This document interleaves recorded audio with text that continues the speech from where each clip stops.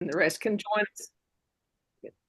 Okay, well, I want to welcome everybody today. Let's sit to our meeting. Let's sit. It was a little disappointing not to be able to have it in person because we took the month of December off. But let's sit, everybody, let's sit online. Looking forward to a great meeting today. So, just going to do a couple of housekeeping. If I can do this one right here, get this one. Okay, yeah. So, the league, we've been around for 100 years, and I think it's always a good point, especially we had Sherry said she's interested more in nonpartisan type stuff. So for 100 years, we've been a nonpartisan organization. We don't support or oppose candidates or political parties, but that doesn't mean that we're apolitical or neutral. We do take strong stances on a wide range of actions on policy issues related to voting rights, civil rights, other issues of importance to members and the public, just like everything that's going on the national stage right now. And we do encourage individual political participation. So if you want to be partisan, we encourage, you to take part in the political process. But as an organization, we remain, let's say, nonpartisan. I wanted to highlight two things on here. Let's say it's always good to check, when you join the league, you join at the national level, state level, and our local league. The national level, it's always good to check the LWV US website. These are just two recent ones. There's some more today where the U.S. joined a letter to Congress opposing additional funding. There's an appropriation bill that's passed the House. They issued this before it passed the House, but it's up in the Senate this next week. So it might be good to take some action with your state senators on that. Also, they even get involved in litigation. Okay, the League of Women Voters of California and ACLU helped and participated in a piece of litigation that helped the state of California to reject the DOJ lawsuit trying to share very sensitive voter information to open their rolls. So we were very successful listed on that one. So this tells you at least some of the actions that the League of Women Voters US takes. This particular program, the educational part, we've got two different setups. This one is funded by the Education Fund. It's a 501c3 nonprofit organization. Our advocacy and lobbying efforts are funded through other LWV mechanisms. So we have a 501c4 on that one, unless it helps that. So just a little context there of how we split as far as the funding of the work that we do. Okay, a couple of, we always like to give people the newsletter, if you're not on it, by the way. It's free to subscribe. Gwen does a fantastic job, Gwen Metatol, on sending information out, but we always like to highlight some upcoming events and opportunities. There's a couple members only. As most of you may know, on January 13th, the second half of the 114th Tennessee General Assembly session kicked off. A lot of stuff going on at the state level. So we have a statewide advocacy committee that starts meeting listed on January 30th. You have to pre-register for that. It's for about an hour on those Fridays, and it'll go through the end of the session. If you're interested in that as a member, contact Lee Clements for more information, or just simply send an email to the league email address. Another members only opportunity is Observer Corps. The Observer Corps that we've focused on has been with our election commissions. This is about transparent, open government. Some cases, Dave Rollrath has really, let's say, developed a great relationship with these people.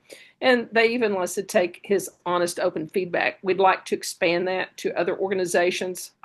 This can be done virtually as well as in person. If you're not able to do in person, though, contact Dave Rollrath for more information. Then a couple of open to all. So you don't have to be a League of Women Voters member for these two. The Tennessee State League, does an outstanding job of some webinars. There's one coming up February the 11th, but you have to pre-register. Challenges facing the LGBTQ plus community locally and across the country. Just pre-register, but that's free. Lunch with the league, we like to get together and, like-minded people. Again, we keep it nonpartisan, but we have these once a month. Those are cited in the newsletter, but our next one is on February 12th at the Black Olive in Jonesboro. We try to spread the love by, changing cities that we hold these in. This time it's Jonesboro's turn. RSVP by February 10th to Ed or Frankie Wolf. And again, if you need information, just send the email listed to the league email address. And I wanted to go ahead and point out, I said the February program will hopefully be in person if we don't have any more bad weather. February 15th, show up about 1:30. Let's say it'll be about beyond the ballot year-round civic engagement. Newsletter, our website, calendar, let's say, and social media, we will be advertising those. So just keep a watch out for those. The last one before I'm going to turn it over to my colleague Ramsey, this presentation is being recorded and it's not being live streamed, but it will be posted on our YouTube channel here in a few days. I'm not sure, Les said we're a little rusty since COVID, so I'm not sure it makes sense to mute everybody, but please mute yourself if you're not the person speaking. Please post any questions that you have for the speaker in the chat. Ramsey's going to be monitoring that. And as time allows at the end, after Kayla, gives her presentation, her content, we'll get to those questions and give you answers for those. Thank you again for your flexibility. I hope everybody stays safe and warm. And please come if we don't have any more inclement weather. Show up at 1:30 at the Food City on North State of Franklin Road. Before the program, you can learn more about the League's initiatives, just sort of to get acquainted. And we'd love to see you there. With that, I'm going to turn the next part over. I'm going to mute myself and turn it over to Ramsey. Hi, everybody. We don't want to take too much time away from Kayla, but we wanted to give a little bit of context for today's presentation. While the topic of partnerships and coalitions and the idea that we will be stronger when we work together should be self-evident, we also have another rationale for starting with this particular topic. And it ties back to the League of Women Voters U.S. National Mobilization Initiative that's called Unite and Rise. The League of Women Voters of the U.S. is setting a goal to mobilize 8.5 million voters to defend democracy, address democratic backsliding, and facilitate constructive civic engagement. So, next slide. The reason for this is that democracy is not a partisan issue, and it's up to all Americans, no matter their political leaning, to push back against these anti-democratic threats to our country. So Unite and Rise is a structured approach based on a broad sort of structure of activities to try to push back against anti-democratic threats and enable and empower people to participate in that movement. So, next slide. So this is very simply what Unite and Rise is. It's this initiative that has sort of a pragmatic element to it to mobilize 8.5 million voters. 8.5 million voters is actually based on some political science research. In 2024, 245 million people were eligible to vote. 3.5% of those equals approximately 8.5 million. And this comment that it's a proven strategy is because it's a target based on political science research that indicates that if 3.5% of a population put pressure on a government to accommodate its movement, there is a much greater chance of success at getting it to be recognized and to have an influence. It's not a guarantee, but it greatly increases our chance of success. So Unite and Rise offers a multifaceted approach. The Constitution begins with "We the people of the United States." That's where the Unite comes from. And we hope to pull together this coalition of people to work together to push back in the areas we need to protect. That's fine. Go ahead. Next slide. So this is just a little graphic. Unite and Rise has 4 pillars. They're listed here: advocacy, public mobilization and partnership, civic education, and democratic resilience. We are building our spring programs around these 4 pillars. So you'll see pillar number 2 is public mobilization and partnerships, and that's what we're all about today. So I'm going to break these down very broadly for a couple of minutes on a couple of slides, and then we'll get going on today's program. So next slide. So one pillar is legal and policy advocacy. This is not just legislative advocacy, although that's probably front of mind since the state legislature is in session, but also expanding advocacy to engage in actions, advocacy actions related to executive activity and public policy. Our February program is primarily focused on advocacy. Our program today is on public mobilization and coalition building. We are stronger when we work together, as the title of the program suggests. We have to organize, we have to activate, we have to uplift, increase awareness of issues, but awareness by itself doesn't accomplish much if people don't show up. So we're talking about getting people to actually turn out and act. The National League of Women Voters has partnered with the National Council of Jewish Women, the YWCA, and the AAUW, among others. And you're going to hear about our local partnerships in today's program. Okay, next slide. Civic education is one of the other pillars that builds awareness, that helps people understand the ins and outs of voting, educational programs about public policy and civic issues. We strive to include some education in every single program that we offer in our monthly meetings, but we'll do some programming specifically related to civic education. And then the 4th pillar is building democratic resilience. We're well aware that democracy has not functioned up until now equally well for everyone. There are some difficulties that have to be acknowledged and addressed. And so part of this movement is to develop a democratic infrastructure to make democracy work for everyone. Next slide. So one thing that the League of Women Voters of the U.S. has started saying in some of their webinars is, what is learned here leaves here. And I think that's an important thing for us to sort of take to heart. So whatever we talk about, we hope we will empower you to take action on it and spread the word and be committed to support this movement to mobilize 8.5 million voters. There's a commitment pledge on the League of Women Voters US website that you can sign if you want to add your name to this movement. And the next slide, this is just showing for the Unite and Rise initiative. They have a whole playbook about building partnerships, but I won't belabor that because our speaker is going to walk us through some very locally important information. So next slide. I'd like to introduce Kayla Jones. You can see the details of her qualifications and background. She's the president and CEO of the Tennessee Democracy Network. She has a master's degree in public history.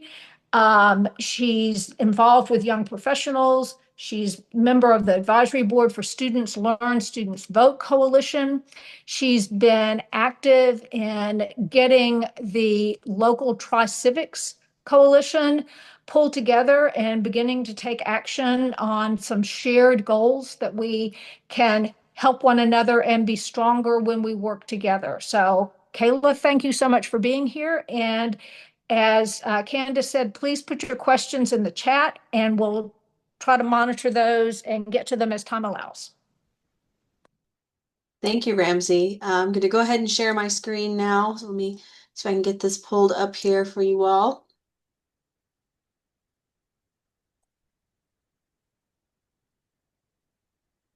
Okay, can everybody see my screen? All Yes. right, getting some nods here. Well, thank you for that introduction, Ramsey. My name is Kayla Jenkins Jones, like she said. And I'm very excited to be here today, the guest speaker for the League of Women Voters of Northeast Tennessee. And today we're going to be talking about Stronger Together, how coalitions build community. So let's just go ahead and jump right into it. Just a little bit about me before we begin. I've been the president and CEO of the Tennessee Democracy Network, otherwise known as TDN, since 2024, although I started working with TDN back in 2023. Like Ramsey said, my educational background, I have a bachelor's in history from ETSU and a master's in public history from MTSU. And if you don't know what public history is, I like to describe it as history applied outside the classroom. So history as public policy. My specializations were in U.S. social history, museum studies, and of course, civic education. So a quick introduction to TDN. The Tennessee Democracy Network is a 501c3 nonprofit organization for relational organizing and civic literacy initiatives that deepen and develop cultures of nonpartisan democratic engagement in Tennessee. Our goal is to build community through democracy in Tennessee, and we do that with civic education and civic engagement initiatives for all ages. So underneath the larger TDN umbrella, we have several programs that we operate, including the Counting on You neighborhood survey for civic engagement, the Tennessee Campus Democracy Network, which is our college campus initiative, the United by Change Coalition, which we're going to be talking about today, the One Vote Election Project, which is our election information civic education arm, and the Tri-Civics Coalition, which is our newest program, which we'll be talking about towards the end of today's presentation. The Counting on You survey, the One Vote Election Project, United by Change, and Tri-Civics are all East Tennessee-based programs, while the Tennessee Campus Democracy Network remains currently our only statewide initiative. We work with colleges all across the state of Tennessee to try and get their students ready and registered to vote so they can turn out and have an impact in their campus communities. So I know I'm speaking here to a crowd of people who already participate in civic engagement, but I'd like to start off with just giving a brief definition. What does civic engagement even mean? Because we throw that term around a lot. There are a lot of different definitions for it. Everyone has their own sort of interpretation of what civic engagement is, but I like to go off Dr. Barbara Jacoby's definition from her book, Civic Engagement in Higher Education Concepts and Practices. And Dr. Jacoby defines civic engagement as acting upon a heightened sense of responsibility to one's communities. Through civic engagement, individuals, as citizens of their communities, their nations, and the world, are empowered as agents of positive social change for a more democratic society. Dr. Jacoby runs her own consulting firm and is a senior scholar at the University of Maryland, College Park, where she's facilitated initiatives in academic partnerships, service learning, and the Coalition for Civic Engagement and Leadership. So I want to start today by talking about some of the challenges that we face here in Tennessee when it comes to civic engagement. Tennessee continuously ranks in the bottom 10 nationwide when it comes to voter turnout. And voter turnout for non-white populations and the 18 to 29-year-old age bracket is even lower. In 2024, our voter registration rate was right at about 67%, which doesn't seem that bad, but compared to other states, it's not the greatest. And of that 67%, only 57% of that 67% actually turned out and voted, meaning Tennessee is ranked 45th in national voter turnout out of 50 states plus the District of Columbia. So why is that? What's going on here? I like to break it down into two separate categories that I call cultural issues versus structural issues. So the cultural issues are things like voter apathy, people just not being interested in participating in the system, believing that your vote doesn't matter or won't make a difference, which is a common fallacy that I'm sure we've all heard at some point from people that we know, that my vote doesn't count or I don't participate because voting doesn't make a difference anyways. A lack of representation by the candidates who are running. So if people don't feel inspired by the candidates that they see on their ballot, they're less likely to turn out and vote for them. A general disconnection from community. a lack of comprehensive civic education in our public K through 12 schools, so not preparing our seniors to go out and be lifelong voters by the time they graduate high school. The fear of making the wrong choice can often be paralyzing for people. The consequences of making the wrong choice sometimes feel more dire than just not participating at all. Not knowing key election dates and deadlines, which I call the voting logistics. So not knowing about the 30-day voter registration deadline, or not knowing where I need to go to vote on election day versus during early voting, things like that. And just a general forgotten history of the important role that Tennessee has played in gaining people their voting rights through the civil rights movement, through the passing of the 19th Amendment. Tennessee has long-term been a leader in civics when it comes to this nation, and a lot of people tend to have forgotten that. Then we also have our structural issues, which are just issues with our voting system in general. As we know, Tennessee has some of the most secure elections in the country, which is a good thing. But we also have quite a few issues with our election system, including a high rate of voter registration and ballot rejections, those being about 7% and 2% respectively, which don't seem like very high numbers, but when you compare them to other states, that puts us leaning in the middle towards higher for ballot rejections and voter registration rejections.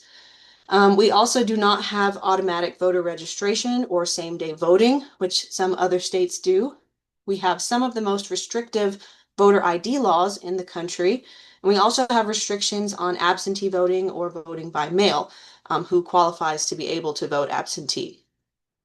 Voting rights restoration for people with felonies is extremely difficult in Tennessee, and as of 2025, there was an estimated 470,000 disenfranchised Tennesseans, so people who have lost their voting rights for whatever particular reason, which is 1 in 13 adults who live in the state. And we also have some issues with a lack of disability access to voting or disability resources at our polling locations, making sure those locations are accessible for everyone. So all of these things combine into what the Health and Democracy Index calls the cost of voting index, which is this graph here in the center of the screen. According to the Health and Democracy Index, Tennessee has an incredibly high cost of voting, meaning the time and effort associated with casting a vote. The highest you can go on this scale is 50. Tennessee currently ranks at 46 out of 50. And this plays heavily into why our voter turnout ranking is consistently low. So this is a quote from Think Tennessee's After Action report from the 2024 election. Think Tennessee is a nonpartisan, results-oriented think tank that uses research and advocacy to build a state where all Tennesseans are civically engaged and economically secure. I really love their After Action reports. They contain a lot of really useful data that we use at TDN, and just interesting information to glean from how Tennessee has performed overall in our election cycles.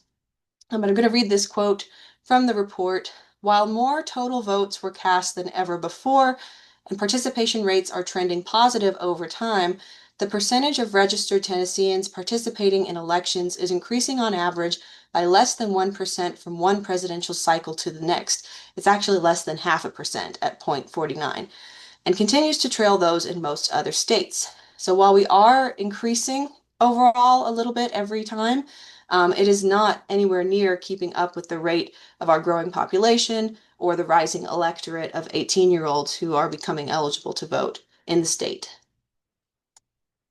Some more key takeaways from that report. Tennessee's elections remain secure. There were no major issues reported in the last presidential election cycle. And East Tennessee counties even administered an election in the aftermath of Hurricane Helene, with all but one affected county seeing higher turnout rates than the state average. Voter turnout continues to trail most other states, however.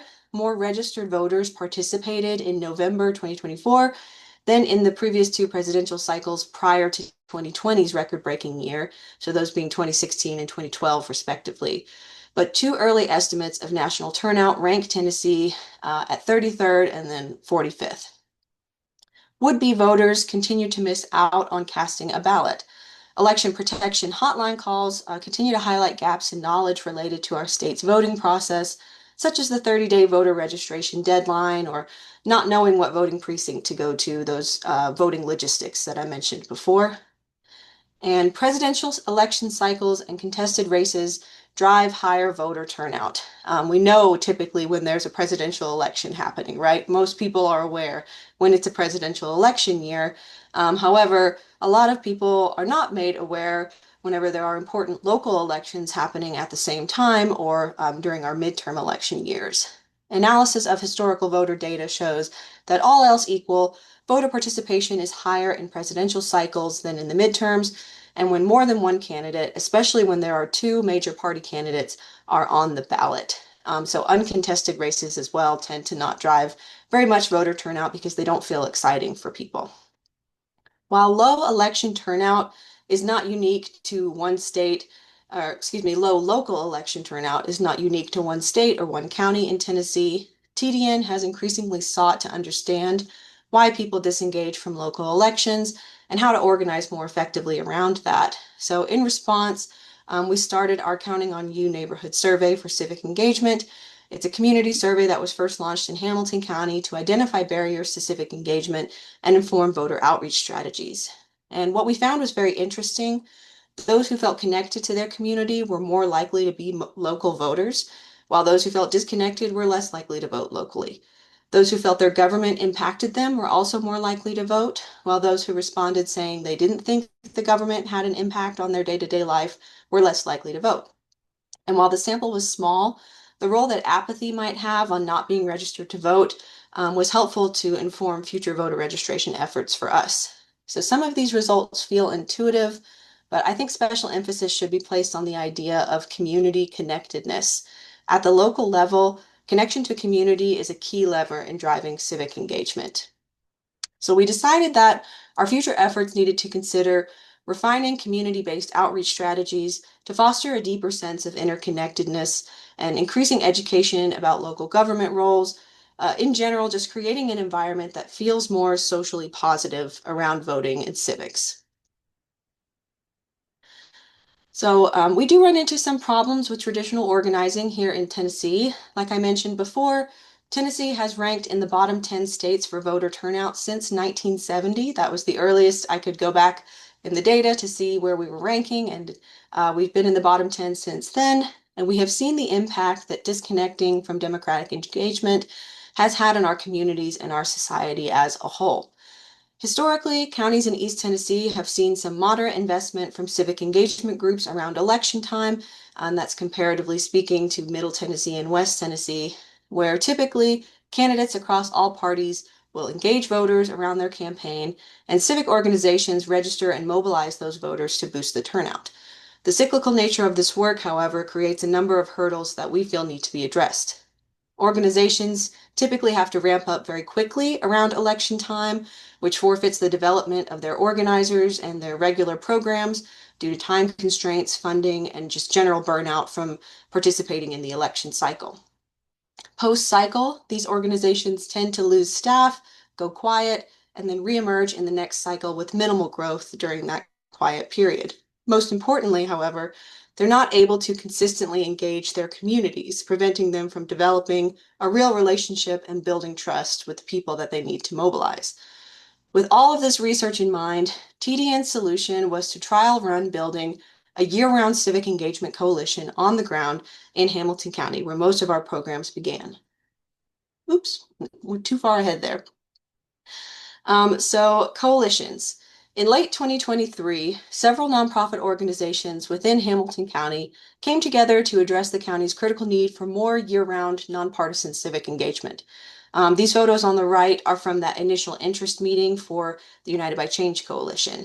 We had 7 founding partners who formed United by Change with support from TDN in an administrative capacity. A coalition, by definition, is a group of individuals and/or organizations with a common interest who agree to work together towards a larger goal or singular purpose. Broadly speaking, a coalition is an alliance of organizations and/or persons for a joint action or goal in collaborative partnership. Coalitions are more voluntary and relationship-based than formal organizations, but more task-directed than loose networks. While the structure and other factors determine the duration of a coalition, coalitions often contain elements of one or more of the following characteristics. So typically involves multiple organizations, two or more, to do something in common, a common concern or goal. Over time, that goal may evolve and persist beyond the original goal, influencing or developing a public policy, usually around a specific issue, changing people's behavior, for example, something like reducing smoking or increasing voter turnout, and building a healthy community encompassing diversity, education, culture, the arts, etc. So these are the pictures, like I mentioned, from our first initial interest meeting in Hamilton County. That was a little before I joined the TDN team, but happy to be building off of their groundwork there. So why coalitions? Why is this important to put together groups like this? Before United by Change, there were already dozens of great organizations and nonprofits that operated on the ground in Hamilton County, but very few of them had working relationships with one another. There were lots of instances of what we call reinventing the wheel and parallel initiatives or events that could have been combined into one larger effort with a little more collaboration that would have been able to touch more people. We wanted to break down the work silos where these organizations work alone and encourage cross-organization collaborations between these community members. By breaking out of these silos, it creates opportunities for networking and community building between the organizers. If I know, for example, that there's low voter turnout in a particular precinct where there's also a need for more housing security, and I know that there are groups like NAREB, which is the National Association of Real Estate Brokers, addressing housing insecurity, I know I can call on NAREB members to help me. It helps me to be able to identify organizations and that address the need and can create conditions that allow for more voter participation when we work together. Having a Rolodex of what nonprofits are operating in the community and what their special interest areas are creates a stronger organizing community overall. And it allows us to do more good work together because there's strength in numbers, right? And building these strong relationships between individual organizers and their organizations creates increased capacity for all of our work when we work together, which is able to help more people overall. So the founding members of United by Change agreed that the mission of the coalition was to unify our community, foster collaboration, and promote inclusive solutions that enhance the well-being of all Hamilton County residents. Today, United by Change has 11 partner organizations, which you can see on the right here, all of which have unique interest areas and missions, but also understand the need for more civic engagement in the community and have agreed to work together to support each other in that respect. United by Change is dedicated to harnessing the collective power of diverse stakeholders to address pressing challenges, promote equity, and ensure a brighter future for our communities. I won't go through all of the different partners here, but just glancing at the screen, we've got a lot of different organizations with different missions and issue areas, including housing democracy with NAREB. We have a couple of local unions that we work with, Moms Demand Action, which is a gun safety organization. We have two different arts organizations that we work with, an immigrants' rights group, reproductive justice group, environmental groups, et cetera, et cetera. So a lot of different organizations coming together to address a shared need for more civic engagement in the community. United by Change has four main objectives. The first being to build organizational capacity, to strengthen the capabilities of the local organizations and grassroots movements, to effectively engage in civic activities and community initiatives, to develop our local leaders. We want to cultivate local organizers and leaders to foster community engagement and drive meaningful projects at the local level to shape the future of our communities. Of course, voter education, registration, and participation. We want to equip residents with the knowledge and resources needed to register to vote, understand the election process, and make informed decisions at the ballot box. We want to empower every voter in Hamilton County to participate in elections. And finally, issue education and advocacy, going back to those each individual partner's special issue area. We want to promote awareness and inform discourse on key issues affecting Hamilton County and advocate for policies that align with our community's values and needs. So here you can see some photos of some of our United by Change members out in the field, registering voters, tabling at local events, connecting with community members about elections and about their special issue areas. All of these people are very dear to me, so we've really grown a strong community on the ground there of organizers who participate in this coalition. We've become friends, and it's allowed us to be able to expand our reach as organizations and as individuals as well. We use several tactics for organizing to achieve the objectives of United by Change and activate our community, including but not limited to things like voter registration drives, education and training programs, social media activism, press conferences, awareness campaigns, petitions, public rallies, direct lobbying, and much more. These are just a few examples of events that UBC organizers have conducted so far, last year in 2025. Most of the events try to connect contemporary issues in the community to historic precedents, voter education, and community solidarity campaigns. So the posters that you're seeing here on the right, these events were organized by United by Change members with direct support from TDN to help them achieve their vision and incorporate a civic engagement element into the work that the organization already does. We're not trying to change the mission of another organization. Rather, we want to highlight the ways that they can engage the people they already work with in civic participation, creating a stronger, healthier community overall. So all of these events took place during what we call the civic season, which is the period between Juneteenth, June 19th, and July 4th, Independence Day. It's sort of our summertime push to connect history and democracy with a lot of fun community events that bring the people out while the weather's nice and give us an opportunity to talk to them about voting and the special issues that we cover. We always kick off the civic season with our Juneteenth celebration. Typically, it's a fish fry or some other kind of food-based event to feed people, get people to come out. But we also had some of our partners from last year host their own events. The Sunrise Movement hosted the History of Environmental Justice in Chattanooga. That was a panel discussion. And the Seed Theater hosted From Protest to Power, which was a roundtable discussion about the civil rights movement and how we can still apply the lessons from that time to today. So I mentioned that United by Change initially got started at late 2023. 2024 was really our first year on the ground to be working and activating the community. And they had a highly successful year in 2024. Having a presidential election cycle to organize around gave us a lot of opportunities to create civic engagement events on the ground in Chattanooga. And across the 7 members of the coalition at that time, we organized over 50 events in 2024 to enhance voter engagement or incorporate civic engagement and community involvement in Hamilton County. Key achievements from 2024 included training and launching 7 new community organizers, so 1 for each of our 7 founding members. We assisted with registering 11,000 new voters in Hamilton County, which I'll say assisted with. We did not register all 11,000 of those voters ourselves. I wish we could say that, but we assisted with that new voter registration push and contributed to a 10% statewide increase in youth voter registration. So of those new 11,000 voters, a lot of them were young people in that 18 to 29-year-old bracket. We leveraged civic holidays like National Voter Registration Day, Disability Voting Rights Week, and National Voter Education Week to mobilize communities. We hosted high-impact events such as our Civic Season Community Fish Fry, the Miller Park Voter Rally, and a voter registration drive at the University of Tennessee, Chattanooga that registered 200 student voters in a single day. And I'll say that was in partnership with the Chattanooga League of Women Voters, so shout out to them.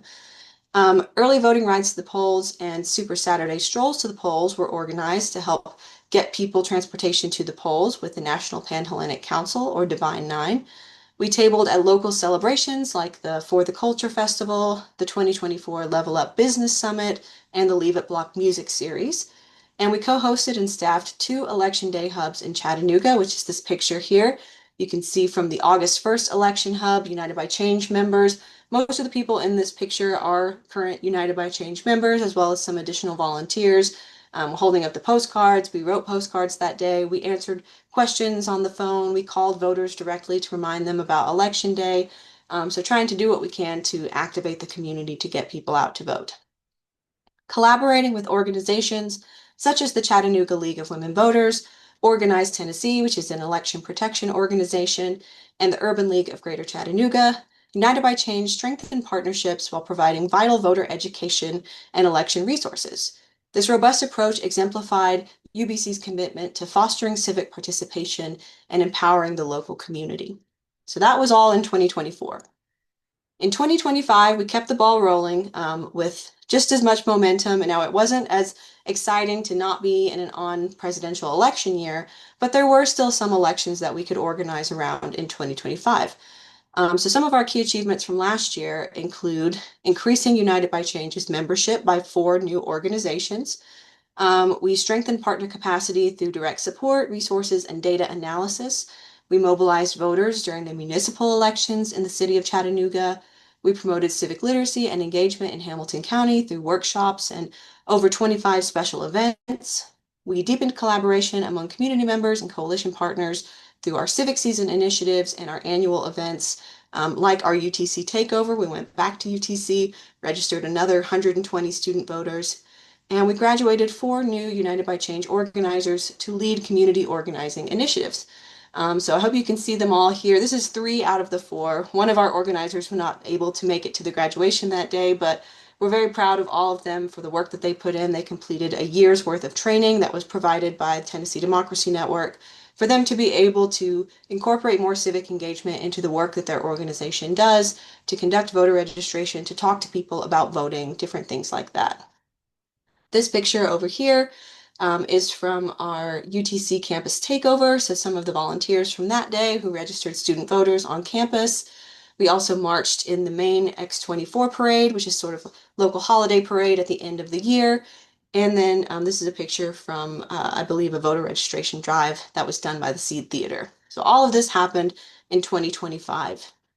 And the success of United by Change has significantly improved the civic culture and organizing community on the ground in Hamilton County, allowing for all of the UBC partners to better address their interest areas and subsequently create better, more conductive conditions for voting in the county overall. Because if you address the needs that people have, they're able to have the time and the energy to think about voting, to think about participating in civics. No one's thinking about voting if they're hungry, right? So if we can address some of these initial community needs together, then incorporate how those things connect back to voting, how that shows up on your ballot, people make that connection in their minds and they're more likely to go out and vote in the future.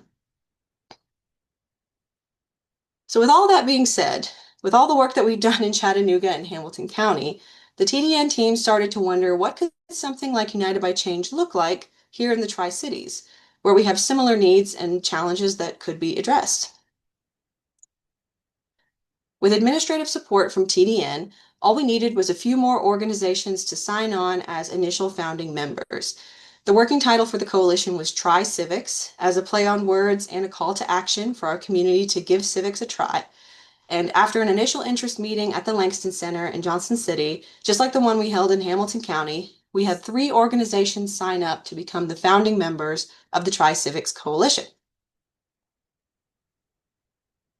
So the Tri-Civics Coalition is a nonpartisan civic engagement coalition working to strengthen voter participation, improve access to voting, and expand community civic leadership in Washington County, Tennessee, and the Tri-Cities region. Our mission is to strengthen regional civic participation by expanding access to voting, reducing barriers to engagement, and supporting voter registration, turnout, and civic education across our communities. So the founding members of the Tri-Civics Coalition, you can see here on your screen.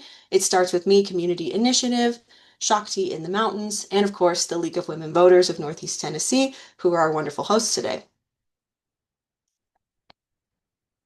So our current objectives for Tri-Civics include strengthening voter registration in underrepresented communities with a primary focus on downtown Johnson City, precincts 15 through 19, younger voters, BIPOC, which is Black, Indigenous, people of color, communities, and low-income residents. We want to increase turnout among these low participation populations, grounded in data showing very low participation among impoverished residents, BIPOC communities, and young men specifically in the Tri-Cities. We also want to improve civic access and reduce structural barriers to voting, aligned with Washington and Sullivan County's low polling place access and poverty-related obstacles when it comes to voting. And we want to expand community partnerships and civic programming built on existing partner initiatives and community needs. So some of these images here are just a couple of the recent events that have been taking place among Tri-Civic's partners. It starts with me, had a whole lineup of events around Martin Luther King Jr. Day past weekend, including the student art exhibit in Jonesboro at the McKinney Center. Shakti in the Mountains has just launched the Ecology of Community Transformation. It's a 6-week course where people can learn about elevating their own civic engagement as an individual. And of course, like today's event, where TDN and the League of Women Voters are partnering on building community connection through talking about these coalitions and talking about this kind of civic engagement work. So partners who participate in the coalition receive these benefits as active members: support for voter identification, turnout, and engagement of members, constituents, or residents in a geographic area of focus. They receive access to digital marketing collateral, such as shareable graphics, videos, and other media for partner recruitment and voter turnout efforts. Up-to-date information about new laws, changes in the voting process, and local elections administration. They receive secure and accurate member/constituent list matching with the public voter file to provide additional information such as voter registration, frequency, precinct information, et cetera, to assist with voter engagement. We do this through a program called VAN, which stands for the Voter Activation Network.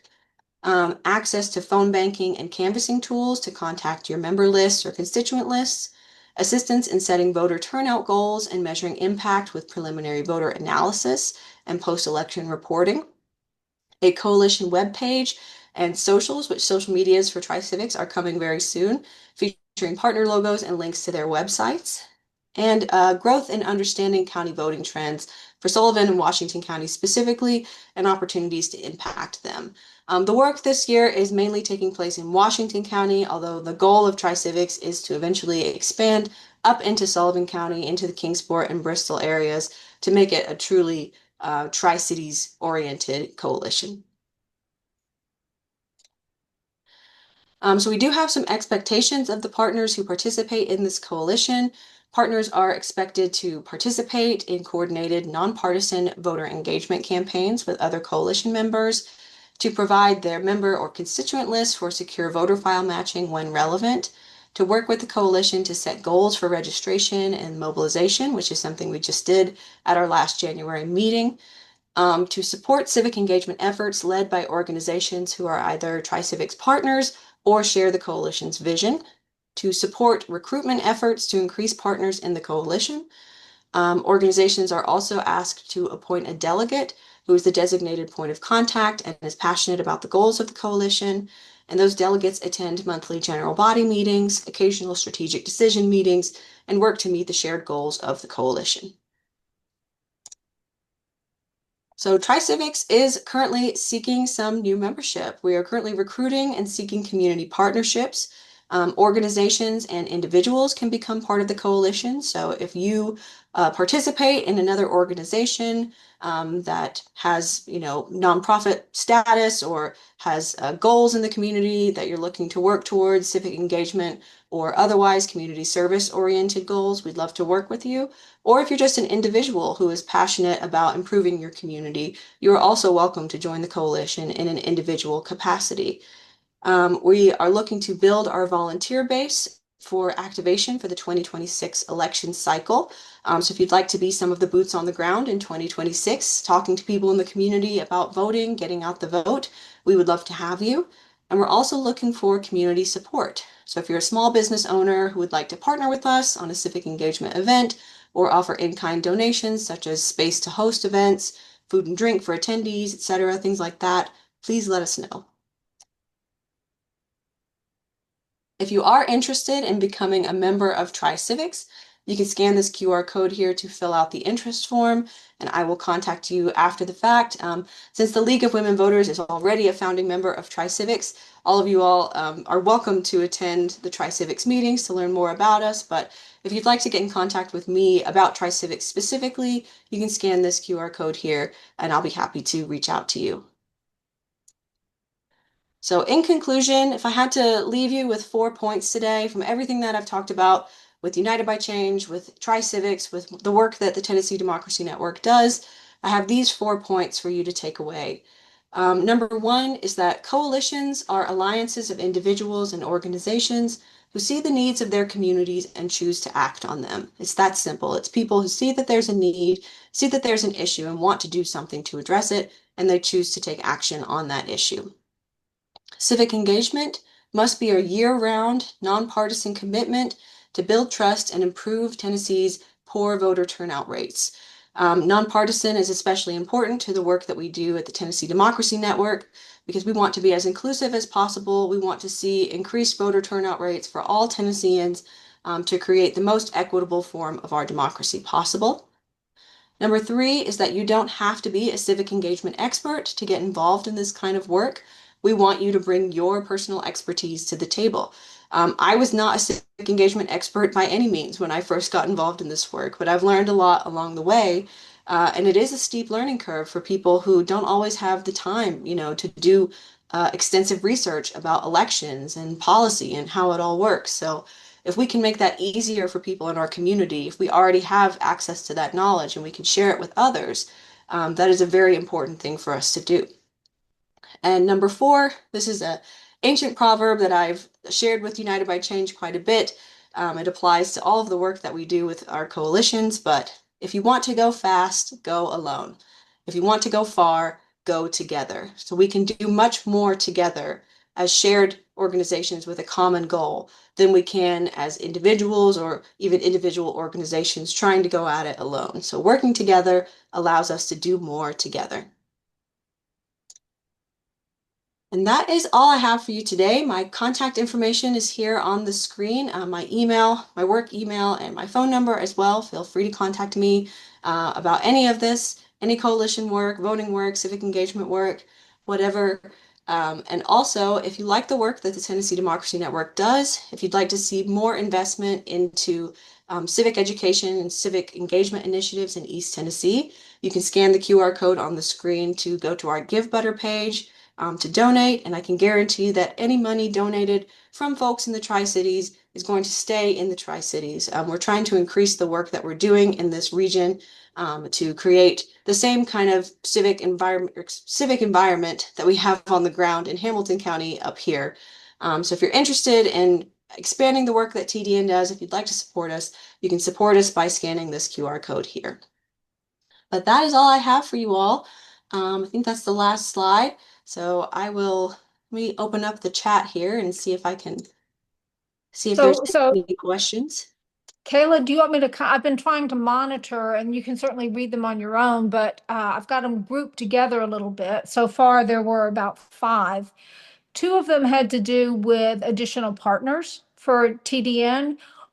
One person asked if you were seeking new partners, and if so, had you considered or had any work with Third Act Tennessee or SOCM or SOCM?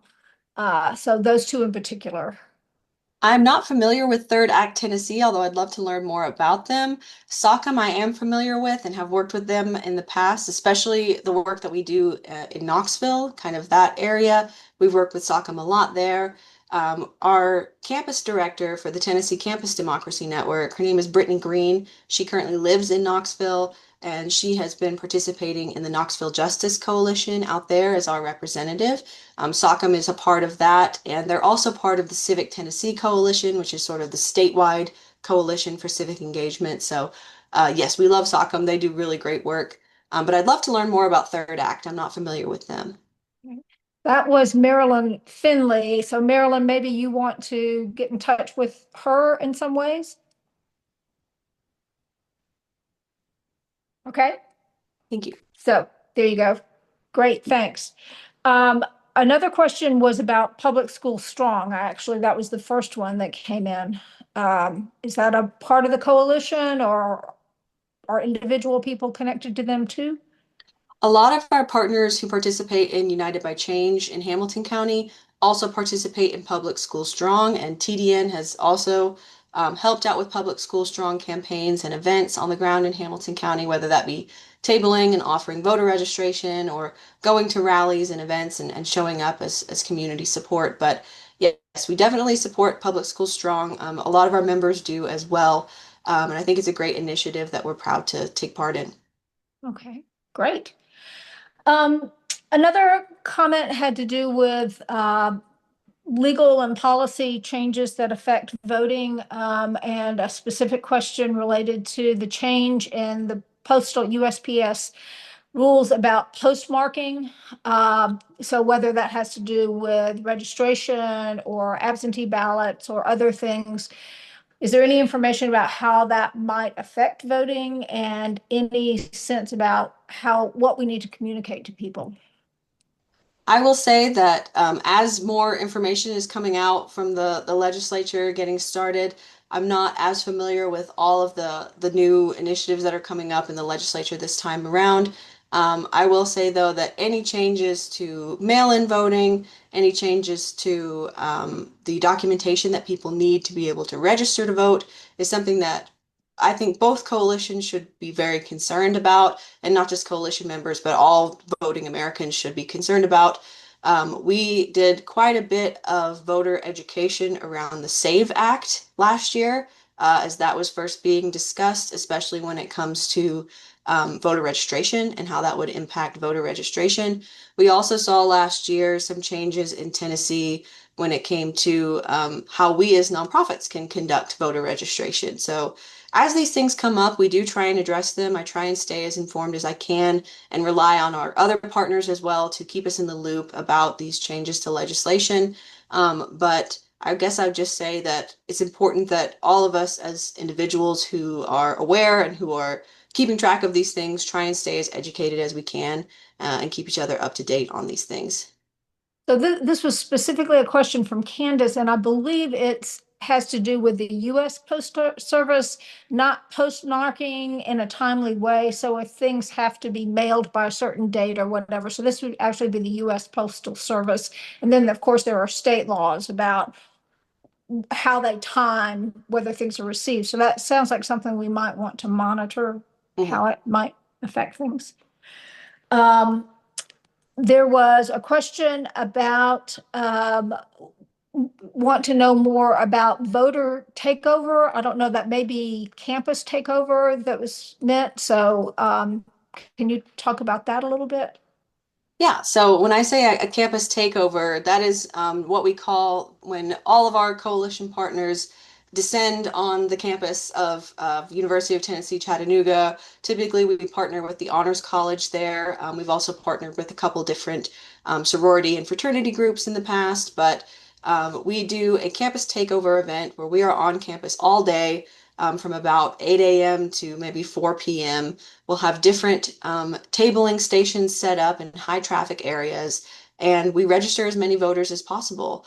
So we've been very happy to partner with the Chattanooga League of Women Voters on this for the last 2 years. Like I mentioned before, the Honors College is a big partner of ours to help provide student volunteers to help boost our numbers.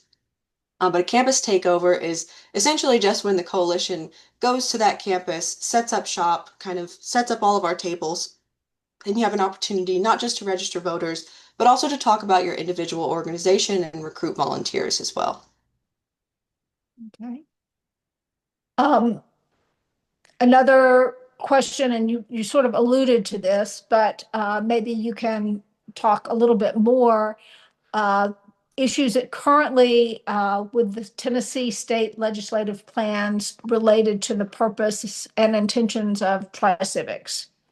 What? I think kind of going back to sort of bringing back up Public School Strong again, one thing that we worked on a lot in 2025 in Hamilton County was supporting the Public School Strong campaign, especially when the Hamilton County School Board was voting on whether or not to allow undocumented students to go to Hamilton County schools. And as we worked very hard on that campaign, the school board did vote in favor of keeping undocumented students in schools. But as we're seeing now, even if these local school boards do put in the work to make these votes happen, and local organizations like ours, sometimes the larger state legislature will still want to make a decision about that overrules the local level. So these are things that we just try and keep an eye on as best as we can. Participating in larger statewide coalitions like Civic Tennessee does allow us to keep more up to date on what's going on in other areas, not just in our local community. And it gives us opportunities to go up and do a day on the Hill, where we can partner with nonprofits across the state who share our interest or share our vision, go in and talk to folks and really keep a finger on the pulse that way. So I think if I had to sum it up, I guess the more coalitions you can participate in, and I know it comes down to capacity for everyone, but the more you can get involved in this larger community of organizers across the state of Tennessee, the more you can really stay up to date with what's going on and rely on others when maybe you don't always have the time to check and see, all the 10 different things that have coming out of the news cycle every single day. But having this community to lean on does make the work easier, and it does sort of lighten the load of doing this kind of heavy work because it does get heavy. I think we can all agree that it can be very taxing on folks to try and keep up with all of this stuff. So the more you can work with others on sharing the burden, the better. Okay, thanks. There was a very specific question about joining TDN or Tri-Civics, and that is there a specific cost or fee structure or obligation in any kind of financial way? There's no financial cost. There's no cost to joining the Tri-Civics Coalition. It is completely voluntary based organization. The only expectations we have of the partners are the ones that I outlined in the slides. So really just comes down to participation, keeping in touch with us about what your initiatives are, what your goals are, and building up this community on the ground. And the only other thing I saw in the chat was more a comment than a question related to how organizations can really do this, not just be driven by the election cycle, but do year-round, ongoing civic engagement work. So I don't know if you have any particular thoughts about how to build an organizational capacity in that way. Mhm. So, like I mentioned in the presentation, 2024 was very easy for us to organize events around voting in a presidential election year. There's a lot of opportunities to talk about it. It's in the news every day. It's on people's minds. 2025 presented a bit more of a challenge because the municipal elections in Chattanooga were early in March, and then I think there was a runoff that ran into April. But after that, those were the only elections happening in Tennessee and Chattanooga where we were working at that time. So we really pivoted our focus as a coalition that year to build up our membership base through mutual aid. So we leaned on our partner organizations to tell us, what do your communities need? What are you hearing from people on the ground right now with the different folks that you work with? What would they like to see? And how can we connect those needs back to what's going to be on their ballot next year in 2026? So keeping a finger on what do people need in your community, whether it is housing security, whether it's food security, whether it is contraceptive materials, there are lots of different things that people need access to, where we as nonprofit organizations can pool our resources together and lend a hand or host fun community events that also provide these things for folks. I think I would say my number one piece of advice when trying to plan stuff like this is keep it fun. If you can make it fun and exciting, it brings that element into civic culture that people don't often have. Things can be very, very heavy, like I mentioned before. So if you can incorporate some fun elements into the work that you're trying to do, you'll draw in a bigger crowd of people, and you'll have opportunities to talk to people that you've never talked to before. Well, people want to keep talking and want to keep hearing your responses. So, um, one one person asked about how we publicize our community events. This is a new person, so we have done some tabling and things, and I encourage that person to reach out to our League of Women Voters chapter, and we loop you into our outreach work. Um, a question about whether or not we're partnered, TDN is partnered or Tri-Civics with Indivisible. And then more specific questions about identifying specific activities aligned with its goals for the next few months, which I think ties into something I was hoping you'd mention in terms of Tri-Civics having set some voter engagement goals related to the listening sessions and registration pop-ups. So Yes. As there were two separate things, indivisible specific, that's one single question, and then the goals. As far as Indivisible, we are not partnered with them as of right now, though I would love to speak with someone from Indivisible if they're interested in getting involved in the Tri-Civics Coalition. Happy to talk with them. I am a member on Facebook of the Indivisible Tri-Cities group, so I would love to have a follow-up meeting with them to learn a little bit more about how we could work together. Not currently partnered though. And as far as our current goals for this year, we just had our January meeting a couple weeks ago where the members of Tri-Civics agreed on some shared goals that we want to track together. Some of those just being we wanted to do at least 500 voter registrations by August 6th. So over the next couple of months, all of us working individually and collectively in the community, can we get 500 voter registrations by August 6th? Can we help 100 residents make voting plans, including their transportation plans, by November 3rd? And there are different tactics that we're going to use to achieve both of those. We want to train at least 15 volunteers in canvassing, voter registration, and other engagement tactics by November. So not necessarily the formal organizer training like we do with United by Change, where it's a year-long session, but rather, bringing in people into the Tri-Civics universe, kind of building up our volunteer list and offering some engagement tactics training as we go.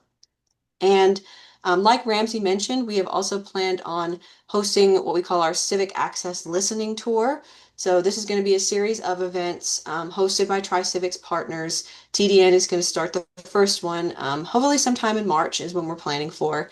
But this listening tour is going to be an opportunity to get local residents in a room, have a roundtable discussion that is facilitated by someone who is in the coalition, just asking people what they feel the needs are in the community when it comes to civic engagement. Where do they think the knowledge gaps exist? What has been an issue that you personally have run into as a voter in the Tri-Cities? And what do you think needs to be done about it? So with this listening tour, I believe we said we wanted to record these sessions, do some transcribing so we can go back through and really get a feel for what the needs are on the ground in the community, coming from community members directly. When it comes to the work that we do, I think it's always important to listen first, ask follow-up questions, and then only act when you know you have the community's support behind you. So we never want to assume that we already know what the needs of the community are. I think it's always worth taking the time to sit down and ask and build these relationships with people to help establish trust so they know that you're really listening to them and that you are trying to act in a way that you feel or that they feel best represents them. Thank you. I think I've hit all the questions that were in the chat. So I'm going to turn it over to, well, two things. One is let Kayla make any closing comments she wants to, but I also want to acknowledge before we close that John Reed is here, who is also, he's with, It Starts With Me. That's another one of the founding members of um, the Tri-Civics Coalition, and that's just a demonstration of organizations supporting one another and being aware of what we're doing and working together. So I want to thank him for being here and participating in that way. So Kayla, if you want to make any other closing comments, and then when you're through, Candace, it'll be yours to wrap up the meeting. I just dropped my email in the chat. I know it was on the screen, but if you didn't get a chance to catch it, Kayla@tndemocracynetwork.org. I'll also go ahead and put our website in the chat, just in case you want to check us out online. We do have a page up now for Tri-Civics, which has links to our coalition partners, as well as a place where you can submit questions or information requests. So please reach out if you all have any questions for me, or if you have any interest in joining the Tri-Civics Coalition, or have other organizations that you think might be interested in partnering on this work. I want to thank the League of Women Voters of Northeast Tennessee for having me today and for being such wonderful partners over the last couple of months as we've gotten this off the ground. And I'm very excited to see what we can do when we all work together.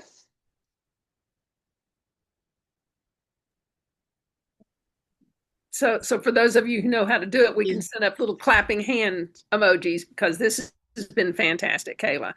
Really appreciate, like I said, you taking the time. I'm excited to be part of this. It aligns very well with, we had a workshop in January for those of you who are members. We're just now coming back up, but love to see the goals that you set, the very specific listed goals. And I think there's a great opportunity for us to work together. So really appreciate this, and go Kingsport. So, good deal.